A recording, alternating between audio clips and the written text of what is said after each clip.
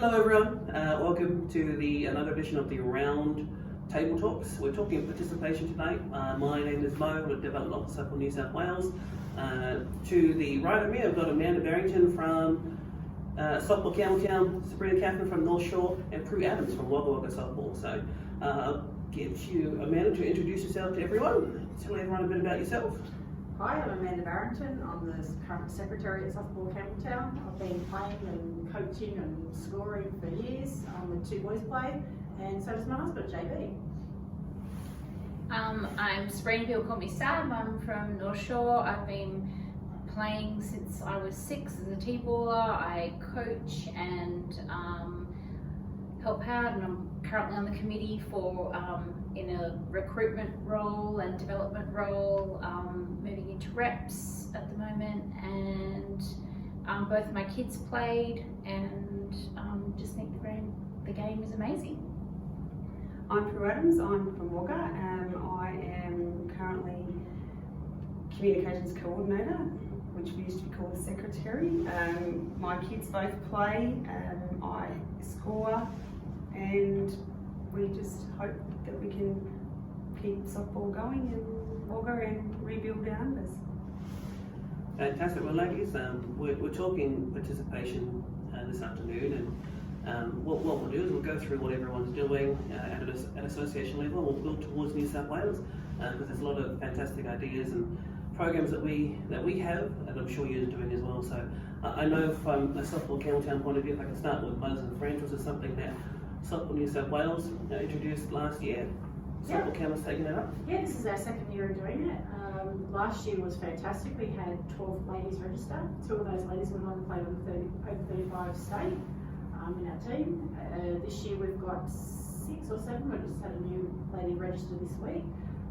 It's fantastic. The girls get out there, we get a kit, first aid, it comes with throw-down bases, gloves for the ladies, helmets, bats. We're pulling stuff out the other day. This is fantastic, everything we pulled out. The girls are really enjoying it. They're going, this is fantastic, it's just for them. And then hopefully, they'll recruit and join the team. When you talk about a kit, is that a kit that you have put together at Campbelltown, or is it something you liaise with Softball New South Wales with? Or Softball New South Wales provides it because it's under the New South Wales Health, promoting women into sport, making them active. And the kit comes if you do the Mothers and Friends program. And we put out the advertisement. New South Wales gives the link. The information goes to them. The ladies get a free shirt, a free hat, and then last year we agreed to allow the ladies to have the bulk to allow them to start start playing. Yeah, and I think from a New South Wales point of view, like New South Wales government and Office of Sport, they provided a grant or funding to pretty much all of sport to develop a program to promote female participation in your sport. Mothers and Friends is our edition of that, which, like Amanda said, like we, as a part of that funding, hand out a kit full of everything you pretty much need to run a program, as well as a shirt and cap option for those who do come to do it. And one thing that I would stress, as I do all the time, is that it's completely free to the association and those who join. And I know insurance is something that is hotly spoken about, and that's also covered as a part of these programs. So something like that is definitely worth taking up at an association level. And I think that's a question. With North Shore being predominantly female, is that something that would obviously be beneficial to you guys? Definitely, because we're trying to get the clubs to individually recruit. So one club within our association was trying to get mothers and daughters to play together. So daughters that are sort of hitting an adult age group, but they were coming into our lowest grade, so our C grade, and so that has been successful within some clubs. So some clubs do have like mum and 2 daughters playing, or mum and daughter playing, so that did help with recruitment at that sort of level. But then it means that they're sort of missing the young families part, because the daughters yet haven't had a family to bring players along, but it has helped that kind of recreational participation part. But yeah, being predominantly female, that would be really good. A lot of our younger families that come in, sometimes it's one mother at a mother's group who then meets some other mothers. So one club particularly has done very well with that. And and then they then say, come along, we're part of this sport, and so then they bring the mums with their daughters and their families from the mothers group. So yeah, something that like that would be very helpful. Yeah, because I know, I mean, like obviously you guys ran it last year, and can you just provide a bit more detail about what or how you went about running it? Yeah, well, last year, because we had the option, we had no COVID, so we were able to run it for 6 weeks, 2 hours every Saturday leading up to our season, and then all the ladies went, yeah, we want to play, and then we didn't create a team that backfilled a lot of our other teams. So you normally have 9, sometimes you might have 7. Need to work. We never had that problem. We always had full teams, these ladies, and the good thing about it is we had a lot of experienced players playing around them. So when they got stuck, what do I do Plenty here? of support. So there's plenty of support around it. And what the program does as well, it gives you the basic skills, the throwing, the catching, but also you start playing games against each other, and then so they have to learn the rules. So when they do go out and play, they're already It's not there. foreign. Yeah, not foreign. Yeah, and I know Mothers and Friends is only one program that we offer from our particular level, but is there anything in terms of the regions and being a regional association of work, is there initiatives that you'll put forward for your players and Previously, pre-COVID, Jock and Jenny Curry ran a very, very successful school program where they would be able to tap into our public schools. It would be done in term 3 prior to the start of the season. You'd have your schools that enter their teams into quite a good size knockout. It was run over a day, and ideally that would then feed into the 4 clubs that we have. And that's been going for many years now. And that's something that Jock and Jenny have been working, both being in the education system. It was something that they had already had quite a strong understanding of different schools, and we had good softball skills in quite a few of our schools around town. We've found if you have a softball person in the school, it is more likely that the T-ball and the softball is going to be taken up by that space. So there's a teacher there that's prepared to drive it. So in that respect, it's been positive. We've got the kids where their parents are already playing, who then bring on a couple of friends. One girl in particular, she's got twin girls. She plays in our A-grade sides from last year. Her girls are now at that age where they can play. I message on her socials. She has now entered an under-10s team of her daughter's friends, so that's worked really well for them. And that seems to be the word of mouth of getting a friend or a couple of friends together to join up into the club. That's working well. Initiative-wise, a couple of years ago, we did run an afternoon session with some of the older, like the nanas, let's call it, the nans group, and it was great fun. We had the younger kids come in to help Janine with that, and they were mums that their daughters were now parents, and they had a great time with it. But it's bringing them back to the game in another way, where C-grade is probably too much for them, but it was a fun hit and giggle. But at the time, we've now just got to then try and expand on how do you bring those older players back.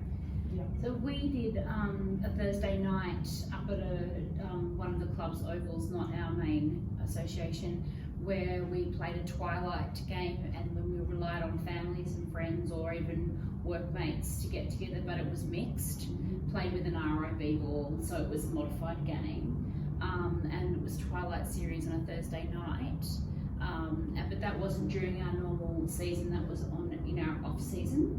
But then it was run up at one of the ovals with this baseball club there for summer. But it ended up being filled, and it was fun, but it ended up being filled with people who were already playing. So it doesn't generate any new families because they come back and play winter for us. But that was sort of an in-between fun Twilight series that we're maybe getting people participating in different avenues. So maybe the people that were scoring or managing for their children's team were then having them go themselves as adults, because it was an adult-only competition. I mean, adult children were able to join in and play with their parents. One team got really fancy shirts made up and made it a really fun thing, and then had a picnic afterwards and had dinner together afterwards. But it wasn't an initiative that then generated additional club membership for winter because they were already families within I was going to ask that question because you brought up a point around schools, and has there been a large amount of people or kids come out of that particular program that you're running for the schools into associations, or can more be done in terms of I schools think to more can increase be done. new It's business? definitely more can be done. I think a lot of that comes down to we've got to educate the teachers. If you've got, as I say, if a teacher drives it, if there's a teacher that understands the rules, it's not such a big deal, I suppose, to understand the rules in the game itself. But the other thing with having a teacher that understands the game is that they enjoy the game as well. Yeah. And that understanding and that passion goes out onto the kids. So there was one, we were fortunate enough at our primary school where we had two teachers. One lady had played a lot of softball, and the male teacher, his son had been playing with us for a little while. They did a lot of cricket. It was a strong sports school, but because they'd been approached to say, can we put a knockout team in? They thought, if we're going to put the girls in, we have to put the boys in. Well, next thing you know, we had 24 kids that are training for softball in the oval, and everyone's coming to watch, and they were having a great time. It took up most of the year. The girls got to the last 4, the boys got to the last 6. Generated a lot of interest and talk at school. Did that generate to numbers at our softball club? No. But softball was high on the agenda, but it's then they still went back to their traditional sport of they were already playing cricket on a Saturday, or they were already doing dance on a Saturday. It fitted into what school offered, but did it excite them enough to actually give up their other weekend sport that they had? And unfortunately, in this instance, it didn't.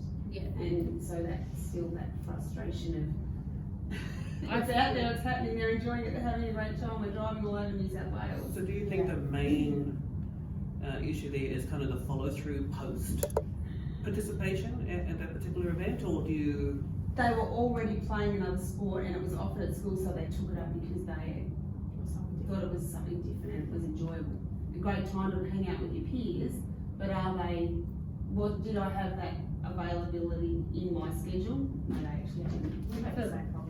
Campbelltown, the council approached us to go out to a particular area and teach softball, and we did, and we had kids come down every week, but they couldn't commit because church commitments or other commitments on a Saturday, and so we couldn't get them across the line to come and play, and they were great. They had great skills and they loved it. Cricketers can all hit it. Yeah, Tennis players can all hit it. Yeah. For me, for our area, it was really disappointing because PWSA has actually, not all schools in our area, but for some of the large groups of schools in our area, it's gone straight out of the program. They've kept cricket for the summer program, but the PWSA softball has gone in the primary schools. And again, if you don't have that teacher driving it, then it's not there, and then it doesn't, and then they go back to those familiar sports of netball or AFL or soccer, or basketball. That's been a big take up in the area as well, and that can be played indoors. And then without the teachers who know how to teach it, then some of them are a bit worried about it because when you do your risk analysis as well, it's very high on the because they've got to fill out all those forms, but also too, if they don't understand the rules, then they don't teach it, then they can't umpire it, and We are a technical sport. yeah. As much as it's a simple sport, it's also a technical sport. But also And to the kids play. coach teach them. Yes, They do, don't they? In high school. So you also need the back nets to play as well. So it's having the grounds, it's having the facilities to actually be able to play the sport. And even at high school, when I went through high school, when there was a Thursday afternoon sport session, we would go and play other schools' softball. That doesn't happen anymore. The only time we see it is if it's knockout. Yeah, my school team was my weekend team pretty much. So everyone I went to school with, I played with on the weekend. So Yeah, I think that's why from our particular level, we've done a lot of work in regards to schools and how that works from our particular level filtering down, because we've taken into account that softball in terms of schools has dropped. So how do we build that back up? And one thing that we're looking into is obviously that teacher education, regardless of whether they're in the sport or not, providing that detailed learning or just that basic learning in a sense too, to say this is how our sport runs, these are the values, this is how you can teach those things, and this is the opportunities that are available to these kids after they take part in this, because obviously teachers' knowledge of our sport is not the greatest, and empowering them to do so, we're hoping will allow these players to then go, I want to participate in that sport. In Wagga, we have it's called the Katrina Power Shield, And again, Cody is one of the drivers, and that's a high school based one with the girls, and it's been going for quite some time now. So it's on a Monday afternoon, and it's the Catholic high schools are involved, and the independent school as well as the public schools, and it's straight up and knockout. Put in your teams, and they just do the round robin. Then they'll have the two first and second and third and fourth playoff. Takes about 5 weeks at the moment. There's 4 schools that enter this year. Potentially we could have 8, 4, 5, 6, 7, but this year there was 4. But I suppose again the problem with our sport is it helps if you have a battery. Yeah. And I mean for the schools that don't have a battery, there's some girls there that can get over the line, but if you've got a battery, it does set you at a distinct advantage. And luckily at the moment we've got, our girls are spread out over those schools, but it's getting those new lot that are coming in underneath. Like our most exciting part of our sport is the traditional game, softball, the fast pitch, the getting out there and just trying. And then I think to some extent, us having to kind of lower that to some like slow pitch format or a T-ball format to obviously assist in those ones who don't have batteries. I guess in some ways is a barrier because when we talk about excitement, we think about fast pitch, right? Yeah. So it's about changing, or I guess finding out ways where we can make it interesting Accessible. without. I mean, I know that some associations have tried Zuka, the machine pitched, for when in that in between and then there's also at our association where one of our lower mod ball, it's coach pitched for the first 2 innings, and then it's player pitched for the 3rd innings for a certain period of time. Like say we've got a 12-week season, for example, maybe it's the first 6 weeks is done that way, and then the last 6 weeks is player. Otherwise, you've got too many walks bringing the tee out to hit. Well, we do the Campbelltown for the first, normally say 6 weeks. The pitcher gets to pitch. If he pitches 4 balls, they pitch 4 balls, the coach comes in and pitches. Yeah. So it's no coming in with the tee because then they'll rely on, I'm not going to do a live pitch, I'm just going to hit off the tee. Well, they still have the 3 strikes. If the pitcher gets a pitch over, there's a drop 3rd strike. There's still that. Yeah. So it's not so that to try and encourage hitting. But if you do hit off a tee, to discourage to wait for the tee, doesn't matter how hard you hit, you can only take 1 base. Okay. So if you want to advance, run more, if you want to get more out of your batting, then we have to have a live hit to advance more than 1 base. Because we thought that's what everyone's going to do. Everyone's going to stop and only want to hit off the tee. No, it will depend. I mean, yes, we want them to hit, and you don't want them, but you don't get the. You don't have to be 1. That's right. You don't get to go any further. It's 1 base and that's it. You got to get there safely, obviously, but and also too, if you can get out. So if you're trying to hit, if you're not using correct technique, and you do an air swing off that tee, it's an out. So the one we brought in this year to improve player thinking, I suppose, as well, and it speeds up the game, gets lots more to talk about, is we've put the first innings there is no one on base. Second innings there is a runner on first. The 3rd innings there's a runner on 1 and 2, and then on the 4th innings you go back to no one on. So they just rotate through, but it gets kids on base, and also means skills have to think about it. Instead of just the boring old throw it to first mentality, they have to think about where are the runners, and as they're running you have to think, can I go now? Or but we've also found it only went for the first round because we've been washed out the last 3, but all the feedback we got from our 10s, 12s and 14s was it really created more excitement around the game for the kids in the dugout, the kids on the field, and also the parents. And a lot of kids like to be able to say, I got home today. No one asked you, did you get it home? But if you get around the base and touch the base, I got home, and that's Nana's happy, Mum's happy. Well, they're happy too. Next week, so they get home again. Starting someone on base, more chance for young play. That's right. More excited. They have to think about the game. It's not just start first. I might have to talk to my local association about letting me start on base. Well, at one point the youth, we've introduced a youth format at home for the first time from the 14s to the 18s, because normally you had to go to men's, and then the girls, not all of them were wanting to go up into women's initially. So there was talk that we were going to start them on base, but we sort of found there was that crossover of how are we going to sort that, how does it all work? Where is it 9 across the plate, 5? So then we made the decision that it is that transition into senior softball, so we made the decision to play the traditional games.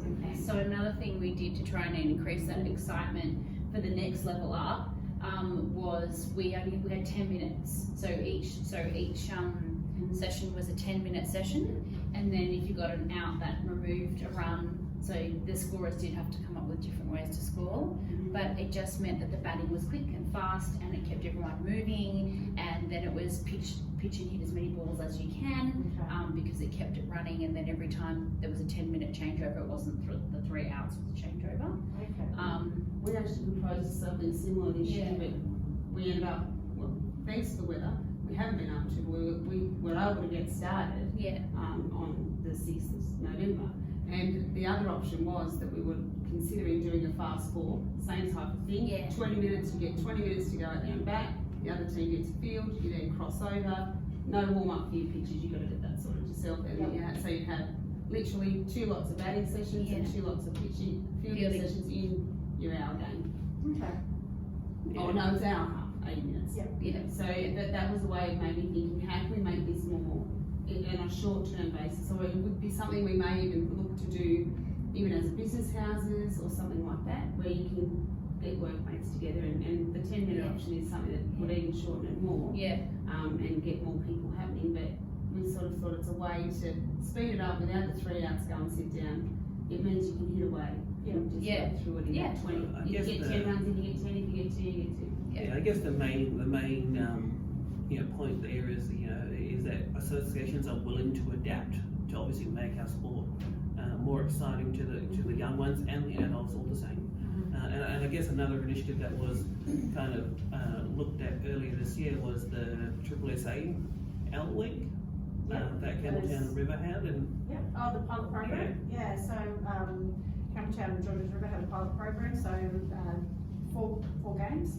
So 2 at Campbelltown, 2 at southern districts at Georges River, and then all teams travelled there. So we had a day there, all the juniors. Like a gala day. A gala day, it was, and then the next time they came to, so we travelled, no competition points. We didn't count the competition points at Campbelltown, but Georges River did, and it was great. The kids got to play different teams, and because in some age groups like our under 14s, we only had 3 teams this year. So for them, they got to play other teams and got to experience different pitches, and all the kids loved it. So Georges River said that's great. Comes a game, we'd love to be involved in it. We do a carnival day. We've got a T-ball one and then another one, and the teams that come together they give themselves a different name. They can also dress up or do crazy hair and things like that. So that helps with that. That's already for the current teams and clubs that are playing. You don't necessarily have to play with your Saturday team, and you can enter as long as you've got a full team and you bring an umpire and those kind of things. And then those carnival days make it quite fun.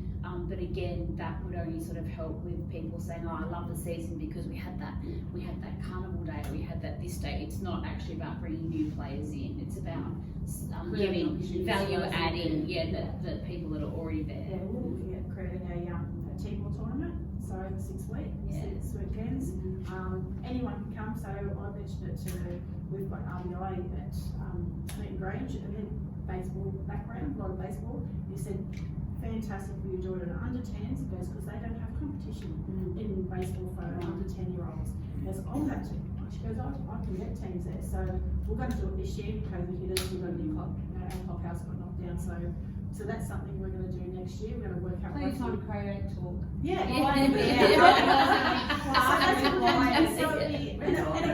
And it's a gala day. It's going to be a gala day, and we're also looking at maybe doing an over 55s T-ball tournament. Oh, that sounds great. Then doing that sort of thing as well, and then hopefully get them into the nursery home, whatever it is, and then maybe they can say, hey, grandkids, I played it. Why don't you come play? So come watch Nan. Come watch Nan, and you come play as well. So that's something we're looking at doing. When you went back, you noticed that you only had the 3 teams for the under 14s. So that happened. So we were winter season, but then we played some, and then got hit by COVID. But we found we only had 3 T-ball teams our last season. And again, to try and give them, rather than having a bye every second time, we brought coaches in and ran skills and games and things for that. Those little ones, they were still developing. They were still getting their Saturday sport, because no one wants to sign up to a team or a sport and you're only playing every second week. We also try to do double games for those ones, so back to backs. So we have, this year we started off with 4 under 10s, we've now built that out to 6. The under 12s and 14s were through team comps. So we had 4 clubs in Wagga, each two Park had a team, Saints had a team, Lake Albert and South Wagga were either standalone or share on a team. But then Tevi Park, what some of them have been able to do is then just look at their numbers, make the teams smaller. But we've also introduced in our junior competition that there's no automatic out. So if you've only got 8, then there's no automatic we've done that too. And we've also got it in so that if, say, the blue team have 11 players, you've only got 8. These ones can go over there and play with no, there's no jurisdiction as to you're not there, play whatever. Yeah. And if you wanted to, you can send 3 different kids over there each time it's their turn to battlefield or whatever. Yeah, and you can rotate it that way. So we sort of felt that instead of making it you're not on our team type thing and having the combined teams, they each still can wear their own club colours. Yep. So that allows us to ensure that we get as many people onto the field. And once some of the clubs identified that there was that shortfall of the bye, they all collated their numbers together and sort of were able to formulate an option where we had the 4 teams now, which That's was good. supposed to happen today. But so now we've got a 16, a 14, a 14, and then into our seniors there's 4 in the youth, and the same with women's this year, our A and B. From last year we've now got a Premier League. We've had to now just look at how are we best to facilitate that age group, and it's working well in that we've got some very strong experienced players. We've also got some strong youth players, and we've got some that are, somewhere in the middle of all of that they would normally be B graders, but it allows us to be able to get that experience into all of our players, facing a stronger pitch and that thinking game, but it also allows us to not have the bias as well. It's difficult with the grading because if you don't have enough people within that group, clubs in our association are now sharing players to create teams. We had You got someone to play against. but also too, they're X amount of people are registered with one club, this club's smaller or what have you. But then when you go to grading, you go, well, I don't have enough for a team there because I've only got 4. And then when they all come to the association table, it's like, well, we've only got 3 in that grade. So then that makes 7. So we've had to try and do things that way. And then, because otherwise you've either got girls will play, for us it's predominantly girls, we do have boys now too, T-ball and Modball and Division 3. But otherwise, you say we haven't got a team, you don't want to turn them away. They're playing somewhere where it's inappropriate for their skill levels, so they're not having fun, so they're not going to come back. We don't want that either. So definitely the combining of teams to make sure that we can create a team in there. But even with that, we still don't necessarily have even amounts. We try, and sometimes even then as a club, as an association, we have to take off our club hats, put on an association hat and say what's best for all of our members. And if clubs can see that, okay, we are a strong team and we have the most experienced players and we probably are more than likely going to still be very successful this year, but they can also see that it doesn't matter how successful you are, what you need is competition. And so therefore you have to, and it's good that people can say, I love my sport enough to understand that maybe I do have to adjust what I'm expecting out of the game this year until we can rebuild it to a point that we will have an A grade and B grade. We know we're going to we've beat the team. Why don't we just chuck in another picture? Let them have it. But it gives everyone an opportunity, because not every pitchers, I'm sure, love to play other positions. I know the ones I know do. And you know what? The other playing teammates are having a boring time in the background when they're not actually doing anything. And I can tell you as a pitcher myself, I love the position of number 10. Well, see, I know, and most of the pitchers I know like any other number but the pitch. They know that pitchers can field. Good pitchers can field. I must be a good pitcher then. You're first baseman, aren't you? Barely. I want to pose a question to you all before we wrap up here is, if we look long term, right, in terms of participation, I guess overall survival of our sport, think big picture here is what do we need to do as a sport in general in order for us to kind of survive and get to a point where we're pre-90, pre-2000s pretty much, where our numbers are at their peak, right? Well, I think it needs to be more accessible for people to play. I think it needs to be, I feel that some other sports are a bit perhaps more popular than our sport, which I think is hard because it's a great sport, and if more people knew about it, they'd love it as much as all the people who are currently participating.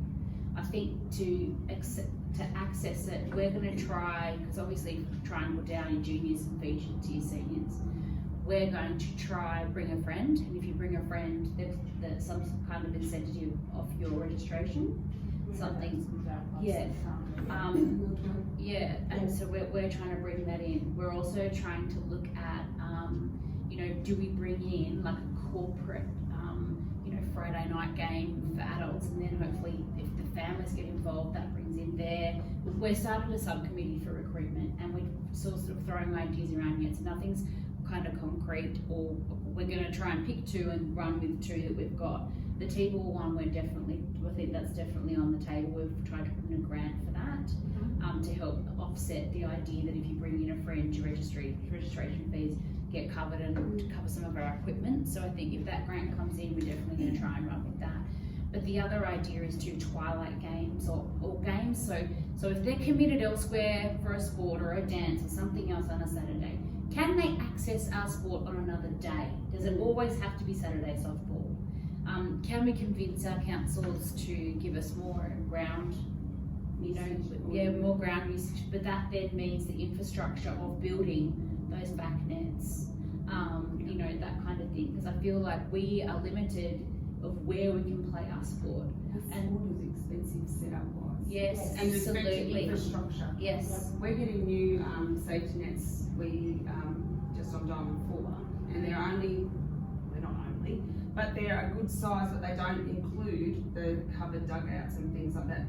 There's an investment of over $25,000 just for the steel and the mesh, for that to go up. We were fortunate enough we picked up a grant from our local government, like Walker City Council, and we also picked up the $15,000 one from the state government. Yeah. So we're able to combine those two into that. But the space that we need, the dugouts that we need, bats and stuff aren't. To start off with, it's all great.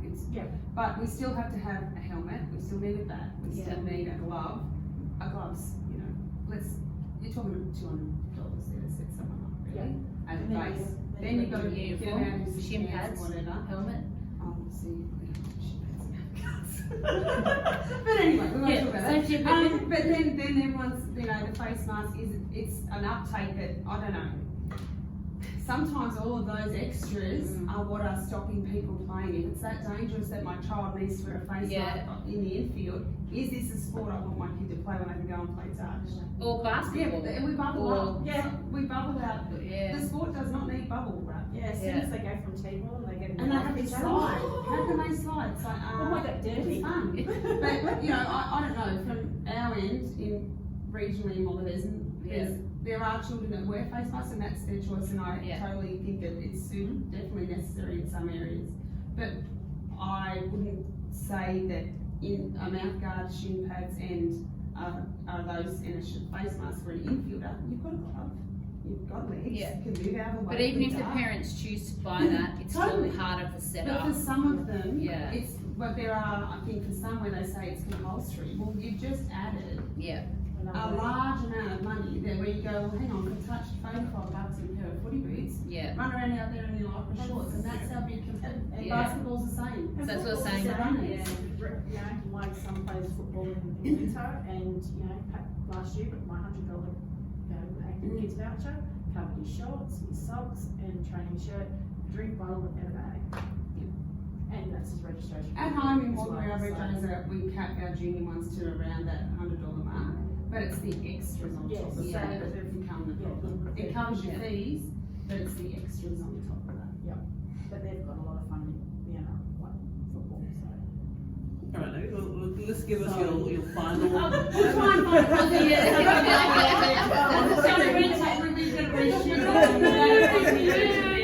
I'm hoping that with your final thoughts, you'll provide. I guess what is the one thing that you love most about the sport that just keeps you coming back? In a role as a player, coach, administrator, or whatever role that you might play within your association. What is that one thing that keeps bringing you back? I've got more than one though. I'll try and keep it to one. There we go. For me, it's the families. It's a family. It's the families Yeah. because you watch their players grow. You see them get involved either as a manager or perhaps as they're helping out in the canteen, or they're helping out with dressing the diamonds that day, or they're running the barbecue for their club. And it's the idea that the family then becomes softball family. That's what we all say. Yeah, and then apart from that, then it's a sport that includes everybody. So you can play from recreation all the way up to rep and association and New South Wales level and wherever you want to go. You're always learning something. It's a thinking person's game, and that's more than one. So it's someone else's But you get more than one chance. What I like about softball is you get more than one chance. Yep. You get an opportunity to try, you get an opportunity to excel. You also get to learn about resilience. You also get to learn about the fact that if it didn't work this time, you get another chance to try. And I've enjoyed watching. Well, there's girls that I played. I wasn't very good when I played at high school. But there are women that I see now that are still, they're educating my children on how to play the game, and I find that really exciting. And to watch your kids grow and become more confident people, and they actually are prepared to put in that effort and see the results on the field. And it's the inclusion as well. You can have a person. I know we've got kids with special needs, and they're all part of the team. It's not a sport where And everybody has a and role. this This kid kid can't can't take the picture and then you also know know. he can't run. So okay, let's not throw him. We won't throw him out. You do things like that where let him get to the base. That's what it's all about. The sport brought me a lot of good times, and I've made nice friends out of it. So I would like to think that it's, in some ways, we're only looking after the sport. The people provided the sport for us. It's now our job to inspire someone else to take on the role that we're doing now in the long term, so that sport's there for other kids and other people to create the same friendships, the same enjoyments, the same challenges and the same successes. And they can be, you might win the under-12s or you might make New South Wales. Either way, it's a success, but it takes time, effort and hard work. And, and if we could all cheer for the same group of people, because at the end of the day, it's our sport. If we want it to be here, we are custodians of the sport. It's not just up to us to make it survive. It takes everybody to be able to then step into the role. Because when we're not doing it, there's got to be someone that wants the sport to be important to their community. Yeah, but there's enough people, I think, that once you get them involved or get more people involved, we can share all those wonderful things. Yeah. And then they develop a love and a passion for the same game. Yeah, people put in a lot of time and effort to get the sport full free Mogger. It's 50, we're up to our 52nd year, I think. And so that's a lot of hard work. And we've got diamonds that are purely there for softball. We've got lots of great infrastructure, but it's our job to ensure that it's there for our kids to enjoy it. And then the next lot of under 10s, when they want to be playing senior softball, we've looked after it to a point that it's still there for them to offer to their children as well. Yeah, no, softball is definitely a family sport and something that, like you've all said, is very inclusive. I think someone, of my particular body shape can play the sport that anyone can. But it goes right down to kids, and like you mentioned, Amanda, special needs kids or. Orange run a really good can-do's program, actually. Yeah. Okay. But, and I know they've had that in place for quite some time now in Orange, and it's something Jeff Kelly or one of those would definitely give you more insight. But they do a really good can-do's program. Yeah, and this is what these sessions are about, right? Is empowering not only each other but other associations who will view this and say, well, I've been doing this for so long. Well, hold on, I've heard a great idea that through these videos I want to go try that.